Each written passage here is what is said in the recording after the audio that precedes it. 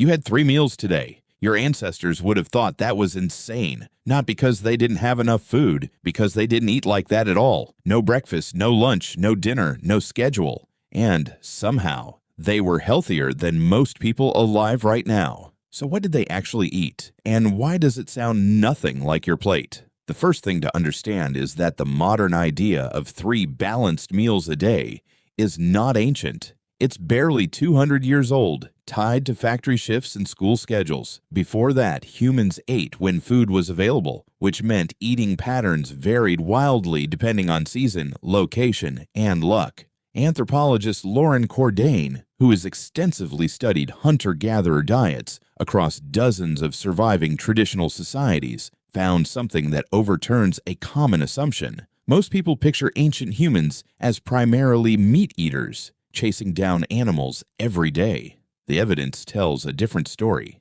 In the majority of documented hunter-gatherer societies, plant foods made up the larger share of daily caloric intake, not meat. Roots, tubers, nuts, seeds, wild fruits, and leafy greens were gathered daily, reliably by nearly everyone in the group. Meat was valuable, often celebrated, but inconsistent. A successful hunt could feed a group for days. A failed hunt meant nothing.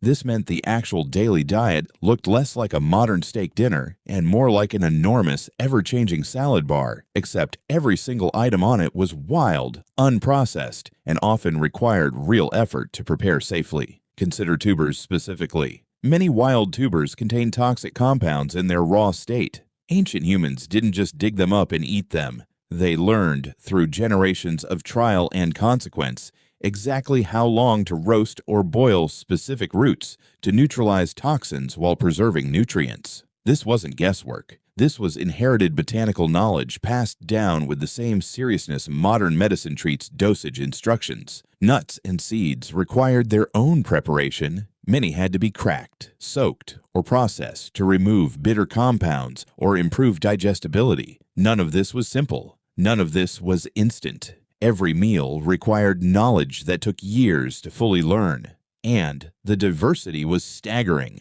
Researcher Catherine Milton, who studied both wild primate diets and human hunter-gatherer diets, found that some traditional societies consumed over 100 different plant species across a single year. Compare that to the modern average person whose diet often revolves around fewer than 20 core food items eaten on repeat, week after week. This variety wasn't a lifestyle choice. It was necessity. No single plant provided everything the body needed, so survival depended on knowing dozens, sometimes hundreds of edible species, when they ripened, where they grew, and how to prepare each one safely. Meat, when available, was treated with an efficiency modern diets rarely replicate. Nothing was wasted. Organ meats, often avoided or discarded today, were frequently the most prized parts of an animal, packed with concentrated nutrients unavailable anywhere else in the diet. Liver, heart, and marrow were not scraps. They were delicacies. Fat was equally valued, and for good reason.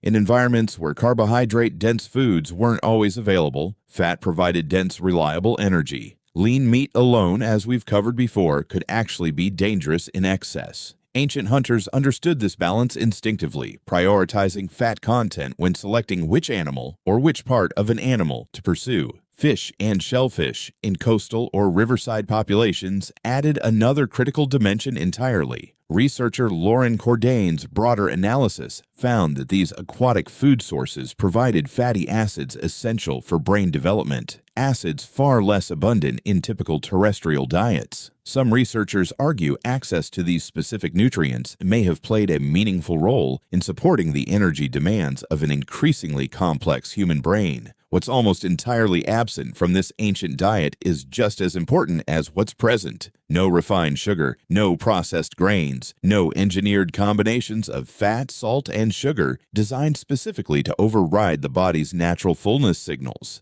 Every calorie required effort, either to gather, hunt, or prepare, and that effort itself acted as a natural check on overconsumption that simply doesn't exist in a world of instant, effortless calories. This doesn't mean ancient life was a nutritional paradise free of struggle. Food insecurity was real. Seasons of scarcity happened. Famine occurred. But when food was available, it came bundled with a diversity, a nutrient density, and a natural moderation that most modern diets, despite far greater material abundance, consistently fail to replicate. Your ancestors didn't count calories. They didn't need a food pyramid, a nutrition label, or a diet plan. They needed knowledge passed down over generations, patience to prepare food properly, and an intimate understanding of dozens of species most people today couldn't identify if their life depended on it. Because for your ancestors, it did. Every meal was a small act of accumulated expertise, refined over countless generations, encoded not in a cookbook, but in survival itself.